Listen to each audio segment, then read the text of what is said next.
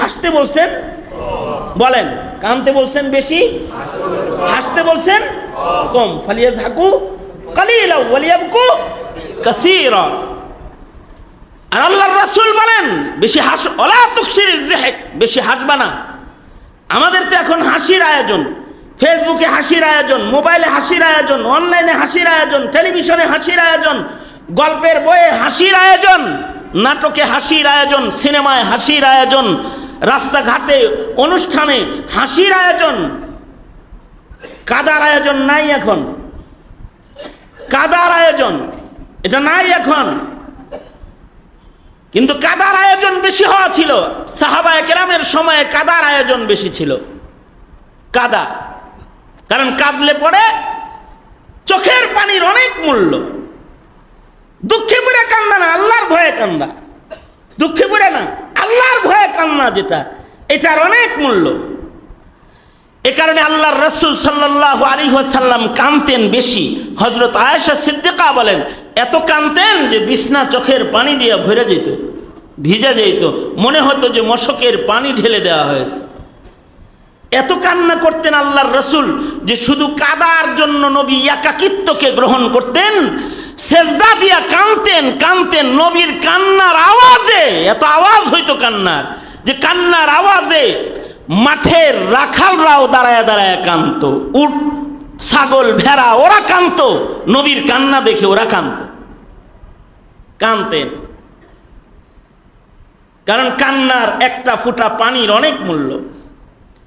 কান্নার পানি যেটা মানুষের চোখ দিয়ে বের হয়, এক ফোঁটা চোখের পানি, এটা দোজখের আগুন নিভায়া দিবে, দোজখের আগুনকে নিভায়া দিবে চোখের পানি।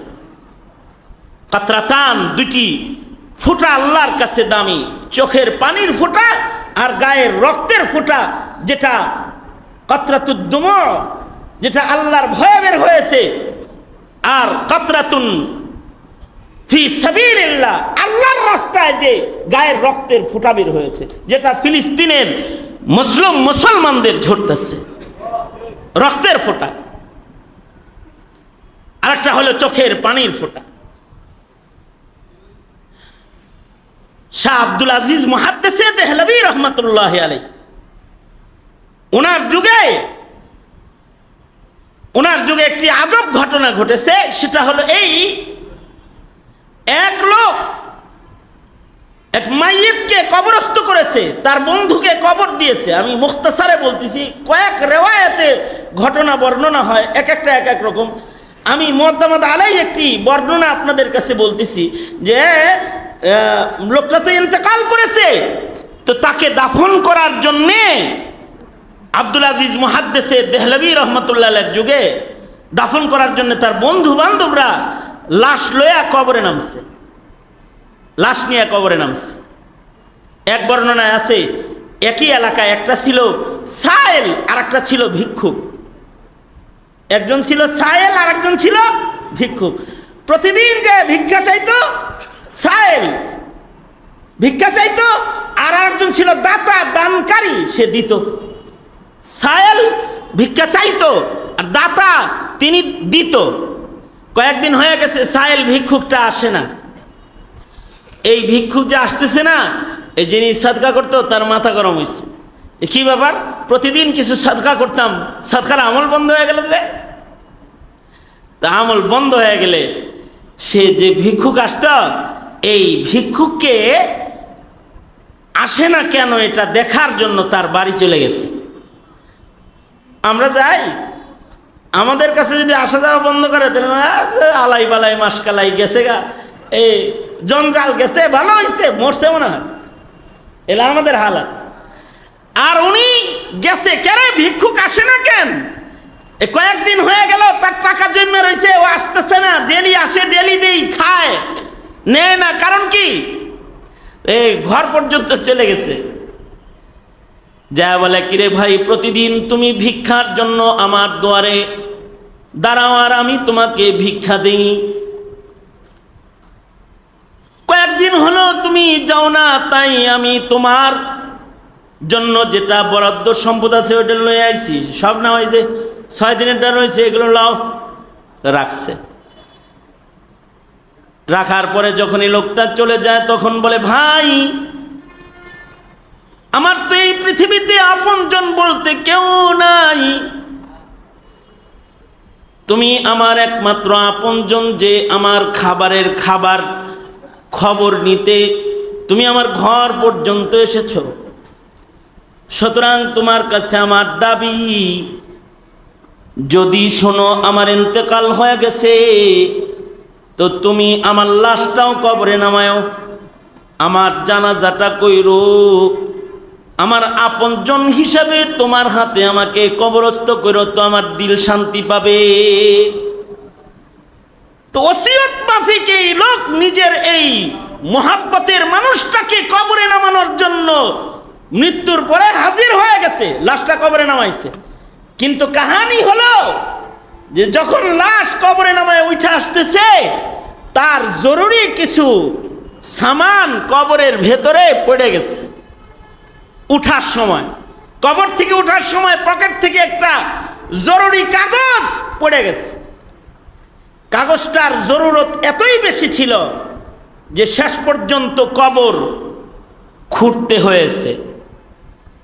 কবর খুঁড়ছে, খুইরা দেখে যে লাশটার ঠিক কাফনের কাপড়ের উপরেই কাগজটাকে কে যেন রেখে দিয়েছে।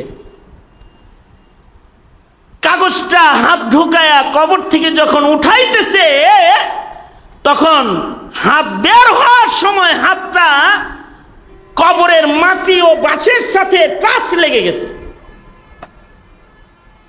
এই যে কবরের মাটির সাথে হাত টাচ লাগছে না, এবার এই হাত অসুস্থ হয়ে গেছে, হাতের ভেতরে জ্বলন, অর্থাৎ এর আগে কবরে আগুন জ্বলতেছিল, যখন জরুরতের কাগজের জন্য হাত ঢুকাইছে, আগুন আল্লাহর কুদরতে আল্লাহ নিভাইছেন, কিন্তু আগুনের গরমিতে মাটি যে গরম হয়েছে, বাঁশ যে গরম হয়েছে, কাগজ তো উঠাইছে, কিন্তু এর সাথে যে একটা ছোঁয়া লাগছে, এই ছোঁয়ার কারণে হাতে জ্বলনের জ্বালা যন্ত্রণার রোগ পয়দা হয়ে গেছে।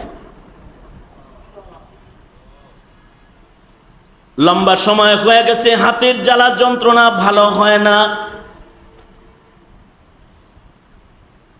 পানির ভেতরে হাত ঢুকায়া যদি হাতটাকে পানির ভেতরে রাখে কিছুটা আরাম লাগে, আবার পানির থেকে হাতটা বের করার সাথে সাথে হাত জ্বলে, হাতের ভেতরে জ্বালা যন্ত্রণার অসুস্থতা, কোনো ঔষধ কোনো চিকিৎসায় কাজ হইতেছে না।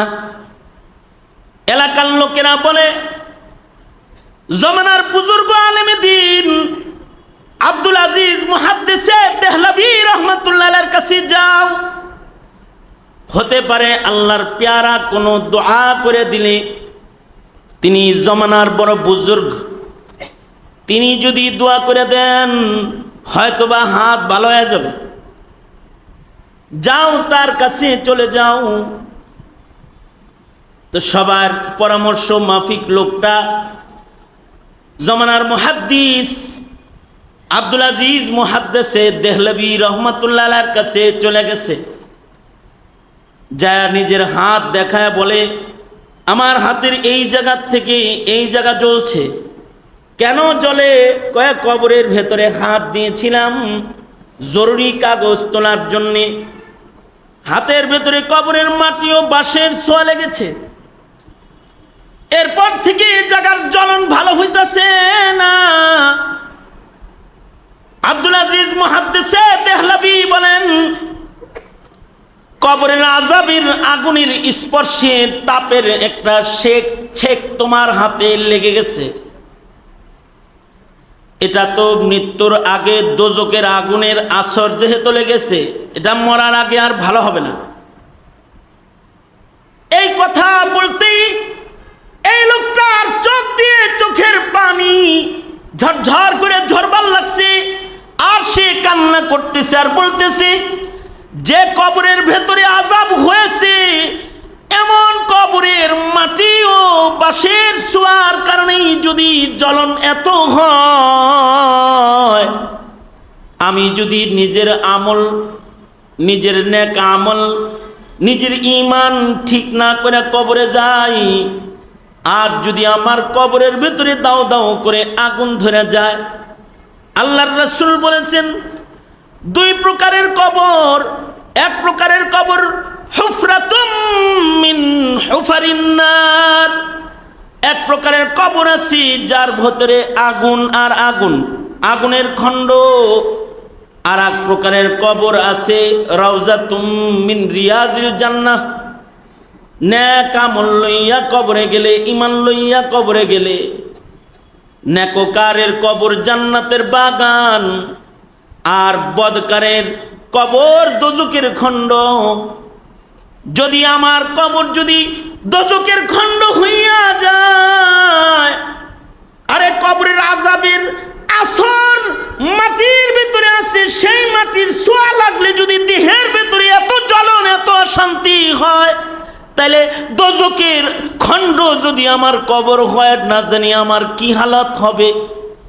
এই যে খৌফ ও খাশিয়াতে খোদাবন্দি, আল্লাহ পাকের আযাবের ভয়ে তাকে যে আক্রমণ করেছে, আর দোজকের ভয়ে সে আল্লাহ জাহান্নাম থেকে মুক্তি চাই বইলা চিৎকার করে কান্না শুরু করেছে, আর তার চোখের পানি যে গড়ায় পড়েছে।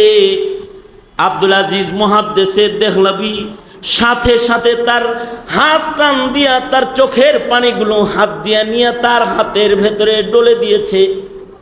মুহাদ্দিসে দেহলভী চোখের পানি হাতে ডলার সাথে সাথে হাতের জ্বালা পোড়া বন্ধ হয়ে গেছে। এবার মুহাদ্দিসে দেহলভী বলে, শেখ আব্দুল আজিজ বলে, এই আমার দরবারের আমার মুরিদানেরা, আমার শাগরিদেরা, তোমরা কিন্তু এই হাত ভালো হওয়াটাকে আমার কারামত মনে করো না। এটা আমার কারামত নয়, এটা হলো আল্লাহর ভয়ে দোজকের আগুনের ভয়ে গড়ায় পড়া চোখের পানির পাওয়ার। এ চোখের পানি একমাত্র দোজকের আগুনকে নিভানোর মতো পানি। দুনিয়ার আগুন সাধারণ পানি দিয়ে নিভে, কিন্তু দোজকের আগুন কিন্তু চোখের পানি ছাড়া নিভে না। চোখের পানি লাগাইছি তো দোজকের আগুনের জ্বালা পোড়া ভালো হয়ে গেছে।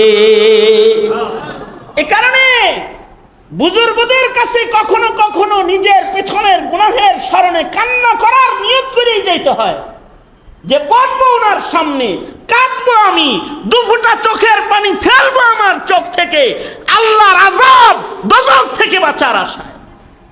এটাই নিয়ত করে যাবে যে চোখের পানি ফেলবে, এটাই নিয়ত করে যাবে যে একটু আল্লাহর নামের আওয়াজ, সুবহানাল্লাহ, আলহামদুলিল্লাহ, জিকরুল্লাহর আওয়াজ দেবে।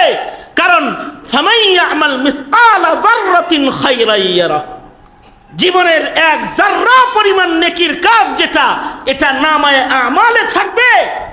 আর এই নেকির কাজগুলোই বান্দার দোজখের আগুন থেকে মুক্তির জন্য সামান। তার জিন্দেগির নেকির কামগুলাই তার জীবনের সবচেয়ে বড় দামি নিয়ামত। আল্লাহু আকবার বলেন, এটা সবচেয়ে দামি নিয়ামত। নেকির কাজের চেয়ে বড় দামি নিয়ামত আর নাই। হ্যাঁ, মানব জীবনের কখনো কখনো ছোট ছোট নেকির কাজগুলো বান্দার দোজখের আগুন থেকে মুক্তির কারণ হয়ে যায়। দোয়া করি 3 দিন ব্যাপী মহতী সম্মেলনের আজকের প্রথম দিনের এই 5 তারা পর্যন্ত উঠা, 2টা কথা শোনা, একটু চোখ শীতল হওয়া, ফাফাজাত আইনা, চোখের কোনায় একটু পানি আসা, আল্লাহর ভয় আসা, কবরের ভয় আসা, এইটাও অনেক বড় দামি ইবাদত। এইটার উসিলা আল্লাহ আমাকে মাফ করে দে। ওই সামনের 2 দিন এই আমলই হবে। একটু আল্লাহওয়ালাদের কাছে বসলে আল্লাহর নাম হবে, একটু চোখে পানি আসবে। আল্লাহ আমাদেরকে তৌফিক দান করেন, এই নিয়ামতগুলোর কদর করার তৌফিক দান করেন। সবাই ইস্তিগফার পড়েন, আস্তাগফিরুল্লাহ রাব্বি মিন কুল্লি যামবি ওয়া আতুবু ইলাইহি, লা হাওলা ওয়ালা কুওয়াতা ইল্লা বিল্লাহিল আলিয়্যিল আযীম। আস্তাগফিরুল্লাহাল্লাযী লা ইলাহা ইল্লা হুয়াল হাইয়ুল কাইয়্যুম ওয়া আতুবু ইলাইহি। আলহামদুলিল্লাহি রাব্বিল আলামিন।